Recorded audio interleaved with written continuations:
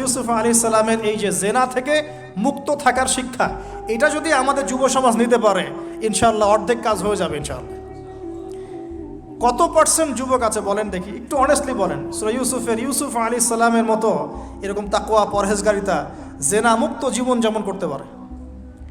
আমরা তো আরো ইচ্ছা করে প্রেম করি, অ্যাফেয়ার করি, রেপ করি, এই করি সেই করি, আর তাকে অফার করা হচ্ছে সম্ভ্রান্ত পরিবারের একজন রাজার স্ত্রী।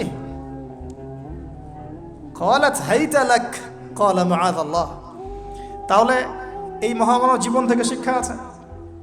আরেকটা বিষয় আছে রুইয়াল হক, এখানে সত্য স্বপ্নের কথা আছে। তাই যারা বেশি পরহেজগার হবেন আপনারা কিন্তু সত্য স্বপ্ন দেখবেন এবং স্বপ্নের সত্যতা ডিনাই করবেন না। শেষ জামানায় মুমিনের স্বপ্ন বেশি বেশি সত্য হবে। যদি সত্য স্বপ্ন দেখেন, ভালো স্বপ্ন দেখেন, প্রিয়জন কোনো প্রিয় মানুষকে বলবেন। যদি দুঃস্বপ্ন দেখেন, খারাপ স্বপ্ন দেখেন, কাউকে বলতে যাবেন না। এখানে পড়লে আপনি দেখবেন কাফেরের স্বপ্ন সত্যি হয়েছে। আরেকটা স্ট্র্যাটেজি আছে সূরা ইউসুফে, এর আগে একটা লেকচারে বলেছিলাম। ইউসুফ আলাইহিস সালাম এমন অর্থনৈতিক পরিকল্পনা গ্রহণ করেছিলেন যার ফলশ্রুতিতে মিশরের লক্ষ লক্ষ মানুষ দুর্ভিক্ষ থেকে বেঁচে গেছে। সুবহানাল্লাহ। তাহলে এখনকার আমাদের পারিবারিক ক্ষেত্রেই হোক, সোশ্যাল বা ওয়ার্ল্ড অ্যাফেয়ার্সই হোক, ওই ইকোনমিক পলিসি যদি লঞ্চ করা যায় ইনশাআল্লাহ তাআলা দেখবেন জনগণ না খেয়ে মরবে না। আর এই কথাটা আমি সবাইকে বোঝাতে পারি, বাংলাদেশের মানুষকে বোঝাতে পারি না। কারণ ইউসুফ আলাইহিস সালাম এখানে 7 বছর মেয়াদি একটা পরিকল্পনা নিয়েছেন। অপচয় করো না, যতটুকুতে কাজ হয়ে যায় এতটুকু ব্যবহার করো, বাকিটা সেভ করো। দুর্ভিক্ষ সামনে আসছে, তখন ইনশাল্লাহ বেঁচে যাবে তোমরা। কে শোনাবে কার কথা? গিয়ে দেখেন এক একটা প্রকল্পের কি অবস্থা। অপচয়ে সবচেয়ে টপ জাতি বাঙালি জাতি এখন সারা ওয়ার্ল্ডের মধ্যে। পানি অপচয়, গ্যাস অপচয়, তেল অপচয়, বাদ দেন, এ বলতে গেলে অনেক সময় চলে যাবে। তাহলে সূরা ইউসুফ থেকে আমরা শিখলাম কি? রুইয়াল হক, সত্য স্বপ্ন, ক্যারেক্টার। আমরা শিখলাম এখানে চরিত্র পবিত্র রাখার ব্যাপার। শিখলাম পারিবারিক বাবা সন্তানের মহব্বত। এক্সট্রাঅর্ডিনারি মুসলিম হতে হলে এগুলো দরকার আছে। একটু সামনে যান, একজন ব্যক্তির নাম বলছি, ইউনুস আলাইহিস সালাম। নাম শুনেছেন কিনা? আমরা সবাই জানি তিনি মাছের পেটে ছিলেন। কেন ছিলেন এটা অনেকে জানি না। কেন তিনি, কেন আল্লাহ পাক কেন তাকে মাছের পেটে পরীক্ষা করলেন? কারণটা আমি বলছি, সূরা আম্বিয়া পড়ে দেখবেন। তিনি যখন দাওয়াত দিচ্ছিলেন কওমকে, কওমের অনেকেই দাওয়াতটা রিসিভ করছিল না। একটু রাগান্বিত হয়েছেন তিনি, সামান্য একটু রাগান্বিত।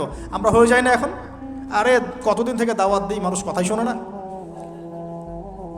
এক ভাই বলছেন, বড় আলেম, কয়েকদিন আগে আমি দেখা করে আসছি, বলছেন যে আমি ভাই এই বাংলাদেশ সম্পর্কে হতাশ হয়ে গেছি, আর মনে হয় না এখানে কোনো কাজ হবে। তো ইউনুস আলাইহিস সালাম একটু রাগান্বিত হয়ে ব্যাকওয়ার্ডে এসেছেন, আল্লাহ রাব্বুল আলামিন ধরে ফেলেছেন। তোমাকে তো আমি এই দায়িত্ব দিয়েছি জাস্ট আমার তাওহীদ প্রচার করার জন্য, কবুলকে করলো না দেখার দরকার নাই। আল্লাহ পাক তাকে ওই পরীক্ষায় ফেলেছেন, 3 দিন 3 রাত মাছের পেটে। তখন তিনি কি দোয়া করছেন? লা ইলাহা ইল্লা আনতা সুবহানাকা ইন্নী কুনতু মিনাজ জালিমিন। আল্লাহ পাক বলছেন সূরা সফফাতের মধ্যে, তিনি যদি এই দোয়াটা না পড়তেন, লা লাবিসা ফি বাতনিহি ইলা ইয়াউমি ইউবআসুন, কিয়ামত পর্যন্ত তিনি মাছের পেটে থাকতেন। নাউজুবিল্লাহ। তাহলে এখান থেকে আমরা শিখলাম জীবনে অনেক চড়াই উতরাই আসবে, সবর করতে হবে। দাওয়াতের মেহনতে সবর করতে হবে। মানুষ কবুল করলো না দেখার দরকার নাই, আমি আমার গতিতে দাওয়াত দিতে থাকবো। আর বিপদ আপদ যদি চলে আসে, দোয়া ইউনুস পড়বো, বলবো লা ইলাহা ইল্লা আনতা সুবহানাকা ইন্নী কুনতু মিনাজ জালিমিন। আল্লাহ পাক যে কোনো বিপদ দূর করে দিবেন ইনশাআল্লাহ। সাক্ষাৎ মউত থেকে আল্লাহ পাক এই দোয়া পড়লে বাঁচাতে পারেন। এটা কি মৃত্যুর মুখোমুখি ছিলেন না মাছের পেটের মধ্যে? ওখানে কিন্তু মাছ যখন বমি করে দিয়ে গেছে তীরে, তখন সেখানে লাউ গাছ উৎপন্ন করা হয়েছে, লাউ গাছ। তো এটা আপনারা বুঝে ফেলেন যে এর সাথে কি সম্পর্ক আছে। তো ইউনুস আলাইহিস সালামের জীবন থেকে শিক্ষা কি? এই দোয়া পড়বো, লা ইলাহা ইল্লা আনতা সুবহানাকা ইন্নী কুনতু মিনাজ জালিমিন। আরেকজন নবীর নাম আইয়ুব, মহামানব, অনেক দিন অসুস্থ, মনে আছে? এখানে একটা কথা বলে লোভ সামলাতে পারছি না। সালাত আমরা একসাথে পড়বো ইনশাআল্লাহ। আচ্ছা, সেটা হচ্ছে